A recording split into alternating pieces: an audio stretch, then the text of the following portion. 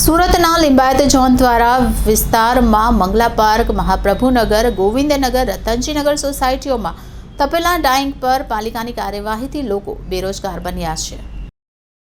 સુરતના લિંબાયત ઝોન વિસ્તારમાં મંગલા પાર્ક, મહાપ્રભુનગર, ગોવિંદનગર, રતનજીનગર સોસાયટીઓમાં 100 જેટલા તપેલા ડાઈંગ સેલ કરવામાં આવ્યું।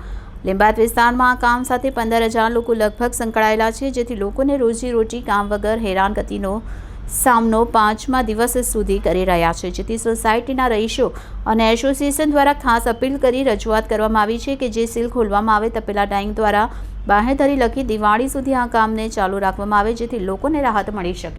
બોલો, આપણું નામ? મારું નામ મોહમ્મદ અઝહરુદ્દીન અંસારી છે અને આપણે રહેવાનું લિંબાયતમાં છે। ડાઈંગનું ખાતું ચાલ્યું છે નાનું મોનું, બધા પરિવાર અને ઘર બધાને લઈને આપણું ખાતું ચાલતું છે નાનું અમથું। એમાં એવું હતું કે મહાપ્રભુ આપણે મંગલા પાર્કમાં એકવાર ટ્રકવાળાના કારણે એ ડ્રેનેજ લાઈન ધસાઈ ગયું હતું, એનું બધું બહાર આપણે ડાઈંગવાળા ઉપર આપી નાખી ગયા। એમાં એસએમસીવાળા કામ કરતા હતા, પાણી વહેતું હતું, એ બધા જોતા હતા। કામ ચાલુ હતું, એના વચમાં જ ટીવીવાળા જોડે વાત કરીને કંઈ વિડીયો બનાવીને આપી દીધું અને એમાં ફસાઈ અમે બધા ડાઈંગવાળાને કરાવી દીધું। શું રજૂઆત લઈને આવ્યા? રજૂઆત એવું હતી કે ભાઈ કીધા વગર સીલ મારે છે।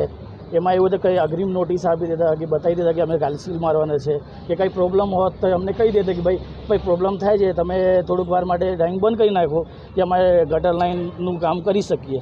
એ કીધા વગર ડાયરેક્ટ જ કીધું નહીં અને ડાયરેક્ટ જ આવીને સીલ મારવાનું ચાલુ કરી દીધું। રોજી પર કેટલું ફરક? રોજી પર એવું છે કે આપણે જેટલા બધા છે ઘર પરિવાર નાના અમથા મતલબ ગામથી આવેલા છે બધા, ત્યાં જ રહેવાનું છે, ત્યાં જ ખાવાનું છે, ત્યાં જ કામ કરવાનું છે।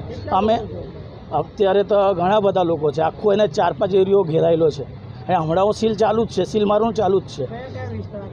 હમણાં તો મટકાવાલી ગલી અને આપણે મંગલા પાર્ક એ બધી જગ્યાએ ચાલતું છે, હમણાં લિંબાયતમાં વધારે પડતું ચાલતું છે।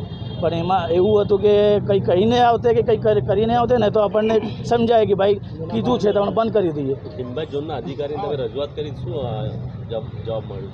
એમાં જવાબમાં એવું છે કે કંઈ માનવા માટે તૈયાર નથી, માનવા માટે કંઈ તૈયાર નથી।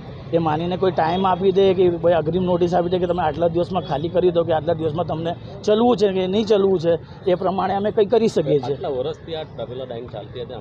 અહીંયા તપેલા ડાઈંગ એસોસિએશનના લિંબાયત ઝોનના તમામ તપેલા ડાઈંગના આગેવાનો અને કારખાનેદારો અહીંયા આવેલા છે। અહીંયા કોર્પોરેશને જે સીલિંગનું કામ ચાલુ કર્યું છે તો અમારી એમને એટલી જ વિનંતી હતી કે ભાઈ દિવાળી સુધીનું ટાઈમ આપીને આ લોકોને નોટિસ આપતે તો આ લોકોને રોજીરોટીનો પ્રશ્ન નડતે નહીં। અને અહીંયા જે ડાઈંગને એક કારખાનામાં કમસે કમ 10 થી 20 કારીગરો છે, તેના અંદાજે તમે ગણી લો કે કેટલા બધા લોકોને રોજીરોટીની અસર પડી રહી છે, જે બિલકુલ ગેરવ્યાજબી છે। તેના માટે અમારી તંત્ર અને પ્રશાસનને ખાસ અપીલ છે કે આ લોકોને દિવાળી સુધીનો ટાઈમ આપો અને બાંહેધરી લખીને સીલ ખોલવાની કાર્યવાહી કરવામાં આવે એવી અમારી રજૂઆત છે। ઘણા વર્ષોથી આ તપેલા ડાઈંગ ચાલે છે, શું આમાં કંઈક રાજકારણ લાગે છે તમને? 15-20 વર્ષથી વિસ્તારમાં ડાઈંગનું કામ ચાલે છે, તપેલા ડાઈંગનું, અને આ હોમમેડ ઉદ્યોગ છે, ગૃહ ઉદ્યોગ ગણવામાં આવે છે આને। અને અત્યાર સુધી કોઈ કારીગરને કે કોઈને પણ કોઈ પણ પ્રકારની મુશ્કેલી